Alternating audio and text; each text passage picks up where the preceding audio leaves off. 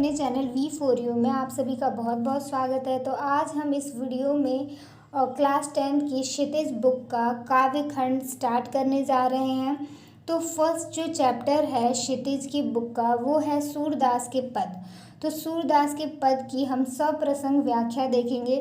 तो व्याख्या स्टार्ट करने से पहले सूरदास की थोड़ी सी जीवनी के बारे में जान लेते हैं। तो जो सूरदास थे उनका जन्म 1478 में माना जाता है। एक मान्यता के अनुसार उनका जन्म मथुरा के निकट रुनकता और रेणुका क्षेत्र में माना जाता है। तो वहीं दूसरी मान्यता के अनुसार उनका जन्म दिल्ली के पास ही सिही में माना जाता है। इनके जो महाप्रभु वल्लभाचार्य थे उनके ये शिष्य थे सूरदास। सूरदास के 3 ग्रंथ हैं, सुरसागर, सुर साहित्य लहरी, सुर सारावली। इनमें से सुरसागर ही सर्वाधिक लोकप्रिय ग्रंथ है सूरदास का। सूरदास की कविताओं में काव्य में ब्रज भाषा का निखरा हुआ रूप देखने को मिलता है। और सूरदास की मृत्यु कब हुई थी? 1583 में परसोली के पास इनका निधन हो गया। अब हम स्टार्ट करेंगे सूरदास के पद की व्याख्या। सूरदास के पदों की व्याख्या स्टार्ट करने से पहले यह पता होना ज़रूरी है कि इसके अंदर किस चीज़ के बारे में बात की जा रही है। तो इन पदों में बात की जा रही है उद्धव और गोपियों के बीच में वार्तालाप क्या हुआ है उसका। तो जब श्री कृष्ण उद्धव को योग का संदेश गोपियों को देने के लिए भेजते हैं तब गोपियाँ उद्धव से क्या कहती हैं। तो फर्स्ट पद में क्या लिखा हुआ है? उद्धव तुम हो अति बड़भागी, अवसर रहत स्नेह तगाते, नाही मन अनुरागी, पुरैन पात रहत जल भीतर, तारस देह न लागी, ज्यों जल माही तेल की गागरी, बूंदों न ताको लागी, प्रीति नदी में पैर न बोरियो, दृष्टि न रूप परागी, सूरदास अबला हम बोरी, गुर चाटी जो पागी। तो इसमें क्या बोलते हैं? इसमें गोपियाँ उद्धव से क्या कह रही हैं? गोपियाँ उद्धव से कह रही हैं कि हे उद्धव, उद्धव तुम अति बड़भागी, हे उद्धव तुम बहुत ही ज़्यादा भाग्यशाली हो। अवसर रहत स्नेह तगाते, नाही मन अनुरागी, कि तुम श्री कृष्ण के इतने करीब, इतने निकट रहकर भी उनके प्रेम बंधन में नहीं बंधे।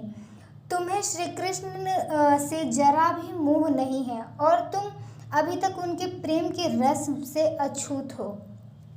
अगर तुम भी श्री कृष्ण के प्रेम के धागे में बंधे होते तुम्हें भी विरह वेदना की अनुभूति होती। फिर क्या बोलती हैं? पुरैन पात रहत जल भीतर, तारस देह न लागी। हे उद्धव, तुम कमल के उस पत्ते के समान हो जो जल के भीतर रहकर भी गीला नहीं होता। और फिर आगे क्या बोलती हैं? ज्यों जल माही तेल की गागरी, बूंदों न ताको लागी। जिस प्रकार तेल की भरी हुई गागरी को पानी में डुबो देने पर भी उस पर पानी की एक बूंद भी नहीं टिकती, ठीक उसी प्रकार श्री कृष्ण रूपी प्रेम के नदी के पास रहकर भी उसमें स्नान करना तो दूर, तुम पर तो उनके प्रेम का एक छींटा भी नहीं पड़ा। प्रीति नदी में पाँव न बोरियो, दृष्टि न रूप परागी। कहती हैं तुम कभी श्री कृष्ण रूपी प्रेम के नदी में पैर तक नहीं डुबाया और ना ही कभी उनके रूप सौंदर्य का दर्शन किया है। फिर आगे बोलती हैं सूरदास अबला हम भोरी, गुर चाटी जो पागी। इसलिए हे उद्धव, तुम विद्वान हो जो कृष्ण के प्रेम में बंधे नहीं हो, लेकिन हम गोपियाँ तो बहुत भोली भाली हैं। हम तो कृष्ण के प्रेम में कुछ इस तरह बंध गई हैं जैसे गुड़ में चींटी चिपक जाती है। पद नंबर 2, मन की मन ही मांझ रही, कहिए जाए कौन पे उधो, नाही परत कही, अवधि आधार आसावन की, तन मन बिथा सही, अब इन जोग संदेशनी, सुन सुन बिरहीन बिरह दही, चाहित हुति हुगारी जितैते, उतते धार बही, सूरदास अब धीर धरई क्यों, मर्यादा ना लही। पद 2 में गोपियाँ उद्धव से क्या कहती हैं? मन की मन ही मांझ रही, कही जाए कौन पे उधो, नाही परत कही। वो उद्धव से कहती हैं कि श्री कृष्ण के गोकुल से जाने के बाद उनके मन की सारी अभिलाषाएं उनके मन में ही रह गई हैं। वो श्री कृष्ण से अपने मन की बात कहना चाहती हैं, लेकिन अब वह अपने मन की बात श्री कृष्ण से कह नहीं पाएंगी। अवधि आधार आस आवन की, तन मन बिथा सही। वह कहती हैं कि वह लंबे समय से तन मन की हर प्रकार की विरह वेदना को सिर्फ इसलिए सहन कर रही थी कि एक दिन श्री कृष्ण अवश्य आएंगे और उनके सब दुख दूर हो जाएंगे। परंतु श्री कृष्ण ने आने की बजाय योग संदेश भेज दिया। अब इन जोग संदेशनी सुनि सुनि बिरहिनी बिरह दही।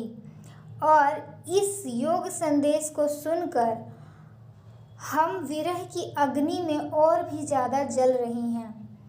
चाहित हुती गुहारी जितहिते, उतते धार बही। कहते हैं कि हे उद्धव, जब भी किसी के जीवन में दुख आता है तो वह अपने रक्षक को पुकारता है, परंतु हमारे रक्षक ही आज हमारे दुख का कारण है। जहाँ हम गुहार लगाना चाहते थे वहीं से आज हमें दुख मिला है। सूरदास अब धीर धरी क्यों, मर ज्यादा ना लही। कहती हैं अब तो बताओ हम कैसे धीरज धरें, जब हमें पता है कि श्री कृष्ण नहीं आएंगे। आज हमारी एकमात्र आस भी टूट गई। वैसे प्रेम की मर्यादा तो यह कहती है कि प्रेम के बदले प्रेम ही दिया जाता है, परंतु श्री कृष्ण ने हमारे साथ छल किया है, उन्होंने हमें धोखा दिया है। पद 3, हमरे हरिहारिल की लकड़ी, मनक्रम वचन नंद नंदन उर, यह दृढ़ करी पकड़ी। जागत सोवत स्वप्न दिवस निशि, कान्हा कान्हा जकरी। सुनत जोग लागत है ऐसो, जैसो करवी ककरी। सूतु ब्याधि हमको ले आए, देखी सुनी ना करी। यह तो सूर तिन्हीं ले सौंपो, जिनके मन चकरी। गोपियाँ उद्धव से कहती हैं कि हमरे हरिहारिल की लकड़ी, जिस तरीके से हरिहारिल पक्षी लकड़ी को पकड़े रहती है, उसी प्रकार श्री कृष्ण गोपियों के लिए हरिहारिल की लकड़ी के समान है। मनक्रम वचन नंद नंदन उर, यह दृढ़ करी पकड़ी।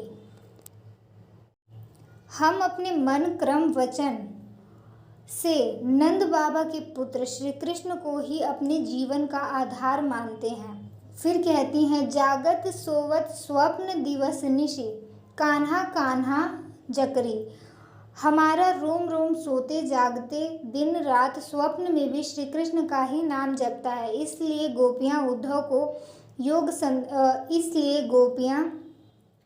को कहती हैं कि सुनत जोग लागत है ऐसो, जो करवी ककड़ी।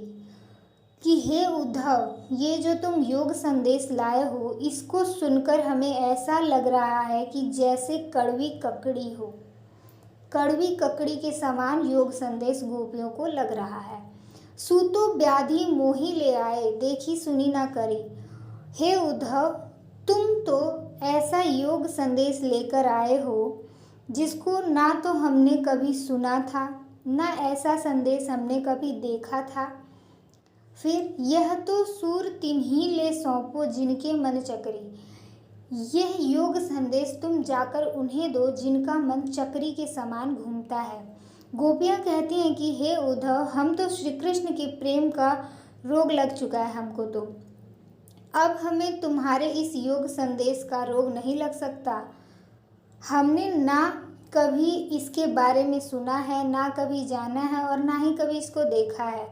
तुम ये योग का संदेश ले जाकर किसी और को सुनाओ, जिससे श्री कृष्ण के प्रेम का रोग ना लगा हो। हम तो श्री कृष्ण के प्रेम का रोग लग चुका है, अब इस योग संदेश का हम पर कोई असर नहीं होने वाला।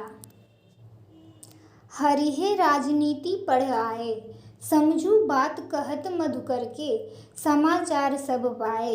एक अति चतुर हुते पहले ही, अब गुरु ग्रंथ पढ़ आए। बड़ी बुद्धि जानी के उनकी, जोग संदेश पठाए। उद्धव भले लोग आगे के, परहित डोलत आए। अब अपने मन फेरे पा लई हैं, चलत जो हुते चुराए। ते क्यों अनीति करे आपनु, जे और अनीति छुड़वाए। राज धर्म तो यह सुर, जो प्रजा ना जाहि सताए। पद 4 में गोपियाँ कहती हैं कि हरिहे राजनीति पढ़ आए। उद्धव से कहती हैं कि अब तो श्री कृष्ण ने राजनीति का पाठ भी पढ़ लिया है। समझी बात कहत मधुकर के, समाचार सब पाए। वो कहती हैं कि श्री कृष्ण पहले ही बहुत चतुर थे, अब तो उन्होंने राजनीति भी पढ़ ली है और इसलिए श्री कृष्ण ने योग संदेश भेजा है। एक अति चतुर हुतैते पहले ही, एक तो पहले ही वो बहुत चतुर थे, अब गुरु ग्रंथ पढ़ाए, अब उन्होंने गुरु ग्रंथ भी पढ़ लिए हैं। बड़ी बुद्धि जानी जे उनके, योग संदेश पठाए। बहुत ही ज़्यादा बुद्धिमान हैं वो, उनकी बुद्धि अब गुरु ग्रंथ पढ़ने से और ज़्यादा बढ़ गई है, इसलिए उन्होंने योग संदेश भेजा है। उद्धव भले लोग आगे के, परहित डोलत आए। फिर वो उद्धव को भी व्यंग करते हुए बोलती हैं कि उद्धव, आगे के लोग भी बहुत ही ज़्यादा भले हैं, जो कि परहित के लिए डोलत आए, मतलब कि समाचार लेकर आए हैं उद्धव जो। अब आपन मन फिर पा ली हैं, चलत जुहिती चुराए। वो बोलती हैं कि अब हम अपने मन को फिर से पा लेंगी, जो कि श्री कृष्ण जाते हुए अपने साथ ले गए थे, चुरा कर ले गए थे। ते क्यों अनीति करे आपनु, जे और अनीति छुड़वाए। वो कहती हैं कि हे उद्धव, श्री कृष्ण जो कि दूसरों की अनीति को छुड़वाते हैं, दूसरों के द्वारा अत्याचार किए जाने पर दंड देते हैं दूसरों को, वो खुद अनीति कर रहे हैं, वो खुद हम पर अत्याचार कर रहे हैं। राजधर्म तो है सुर, जो प्रजा ना जाहि सताए। वो कहती हैं कि राजधर्म तो वो है जो कि प्रजा को सताया ना जाए, जिसमें प्रजा को कोई दुख ना हो। सो हे उद्धव, श्री कृष्ण से जाकर कहिए कि एक राजा को हमेशा अपने प्रजा के हित का कार्य करना चाहिए, उनको कभी दुख नहीं देना चाहिए, यही राजधर्म है। तो ये था हमारे सूरदास के 4 पद, इन चारों की व्याख्या।